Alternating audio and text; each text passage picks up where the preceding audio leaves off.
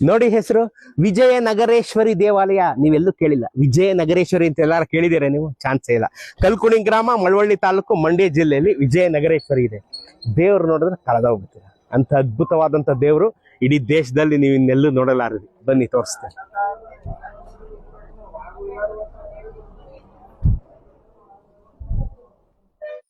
ಸ್ನೇಹಿತರೆ, ಇವಳೇ ವಿಜಯನಗರೇಶ್ವರಿ, ದಕ್ಷಿಣ ಭಾರತದ ಅತ್ಯಪರೂಪದ ದೇವತೆ. ತನ್ನ ನೆತ್ತಿಯ ಮೇಲೆ ದೀಪವನ್ನು ಇಟ್ಕೊಂಡು ದೀಪದಲ್ಲಿ ದೇವಿ ಇರತಕ್ಕಂತ ಅತ್ಯಂತ ವೈಶಿಷ್ಟ್ಯಮಯ ದೇವಿ ವಿಜಯನಗರೇಶ್ವರಿ. ಕಲ್ಕುಣಿ ಗ್ರಾಮ, ಮಳವಳ್ಳಿ ತಾಲೂಕು, ಮಂಡ್ಯ ಜಿಲ್ಲೆ.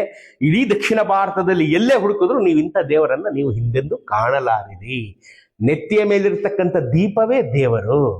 ಇಲ್ಲಿ ಅತ್ಯಂತ ವಿಶೇಷವಾದಂತ ಅಂದ್ರೆ ಆ ದೀಪ ಏನಿದೆ, ತಾಯಿಯ ನೆತ್ತಿಯ ಮೇಲೆ ಉರಿತಾ ಇರ್ತಕ್ಕಂಥ ದೀಪ ಇದೆಯಲ್ಲ, ಅದೇ ದೇವರು, ಅದೇ ದೇವಿ ಕಣ್ರಿ.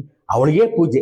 ದೀಪದ ರೂಪದಲ್ಲಿರ್ತಕ್ಕಂಥ ದೇವಿಯನ್ನ ನೋಡ್ಬೇಕಂದ್ರೆ ನೀವು ಕಲ್ಕುಣಿ ಗ್ರಾಮಕ್ಕೆ ಬರಬೇಕು. ಮಳವಳ್ಳಿ ತಾಲೂಕಿನ ಕಲ್ಕುಣಿ ಗ್ರಾಮಕ್ಕೆ ಬಂದು ದೀಪದ ರೂಪದಲ್ಲಿ ಸದಾ ಉರಿತಾ ಇರ್ತಕ್ಕಂಥ ದೇವಿಯನ್ನ ನೀವು ನೋಡ್ಬೇಕು. ಇಲ್ಲಿ ಮಾತ್ರ ನಿಮ್ಗಿದು, ಇಲ್ಲಿ ಮಾತ್ರ ಈ ದರ್ಶನ.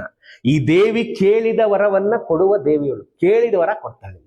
ನೀವು ಕೇಳಿದ ಕೆಲಸ ಮಾಡ್ಕೊಳ್ಳೋ ಅಂತ ದೇವಿಯವಳು. ಇನ್ನು 15 ದಿವಸದಲ್ಲಿ ವಿಜೃಂಭಣೆಯಿಂದ 10 ದಿನಗಳ ಕಾಲ ಅದ್ಭುತವಾದಂಥ ಜಾತ್ರೆ, ದೇವರ ಹಬ್ಬ ಇಲ್ಲಿ ನಡೆಯುತ್ತೆ. ನೀವು ಬಂದು ನೋಡಿ. ಕಲ್ಕುಣಿ ಗ್ರಾಮ, ಮಳವಳ್ಳಿ ತಾಲೂಕು, ಮಂಡ್ಯ ಜಿಲ್ಲೆ.